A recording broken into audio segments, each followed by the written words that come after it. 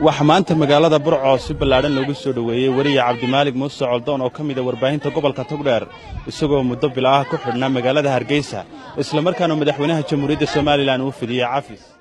Ilaahay Cabdimaalig xornimadiisa soo celiyay ma hadle cid kastaaba wax fikrad kasta ka qabto waxaan aad ugu mahadnaqaynaa madaxweynaha dalka Soomaaliland oo aqbalay cafigiisii ayaanu aad iyo aad ugu mahadnaqaynaa dadka soo banaan baxay baanu aad u mahadinaynaa.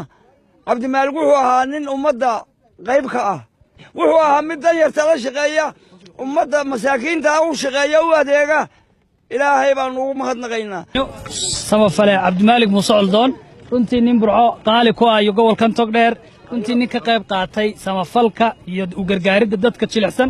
Cabdimaalig sidii imika hore sheegay waxaan ku naqaanay nin dad inta waalan inta taagta daran inta xanuunada la il daran inta lugaha inta jilicsan ee gobolkan ku nool iyo dalkaba nin runtii aad ugu gargaari jiray oo arinta caan ku noqday oo dalka dhan runtii looga yaqaan.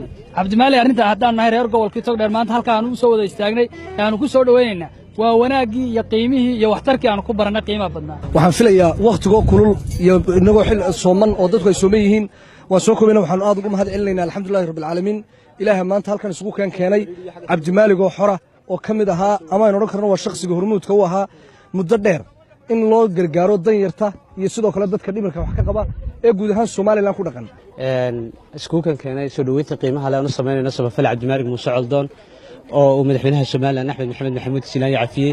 waxaan leenahay dadkii jilicsanaa ayaa tabayay dadkii u gurban jiray isaga cidka u ahaa ayaa tabayay. waxaan leenahay Cabdimaalig mar kale adigoo nabada oo xor ah ku soo dhow gobolka Togdheer. Bismillaahiir Rahmaanir Rahiim. runtii maanta waa maalin nooga duwan haddaanay saxaafadda gobolka Togdheer ama guud ahaanba saxaafadda Soomaaliland.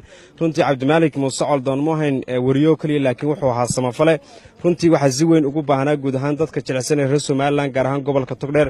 Cabdimaalig xarigiisa waxa si weyn u tabay sidoo kale guud ahaan saxaafadda Soomaaliland. maanta waxay nooga duwan tahay maalmo kale aad iyo aad baan u soo dhaweynaa Cabdimaalig ku soo dhawo.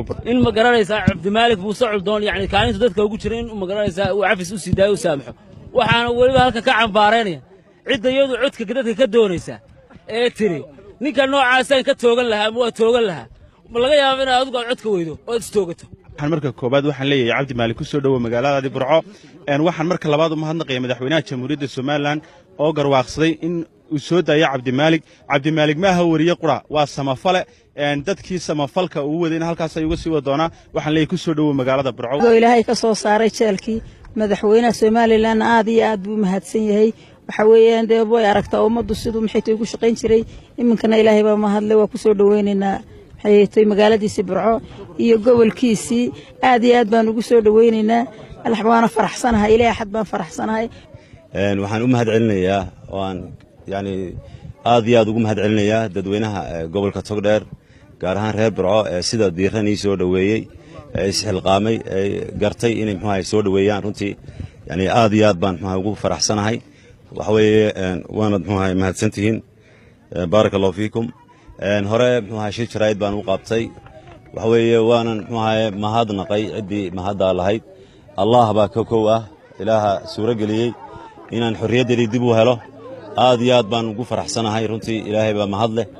yani runtii waxaan kaloo u mahad celinayaa madaxweynaha Soomaaliland mudane Axmed Maxamed Maxamuud Silaan oo yani ii fidiyay cafis madaxweyne waxaan leeyahay ilaahay khayr kuga baalmariyo haddaad tahay garatay. waxaan kaloo u mahad celinayaa yani cafiska madaxweynuhu go'aanka ku qaatay dadkii yani ku dhaliyay ee ku dhiirigeliyay ee u soo bandhigay.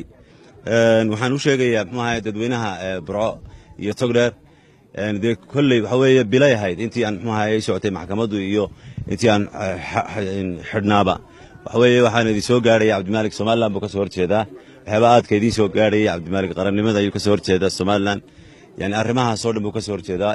horena waan u sheegay Cabdimaalig kama soo horjeedo Soomaaliland waxa weeye waa wax wax u eeg la sameeyay oo dadka loo muujiyay ama la dhexgeliyay si leega hor istaajiyo arrimo badan oo aan cadowga Soomaaliland gacanta ku fiiqay farta ku fiiqay si arrinka loo khalkhal geliyo ayaa waxa weeye la isku dayay in ikhtiyaar shakhsiyadeeda la dilo.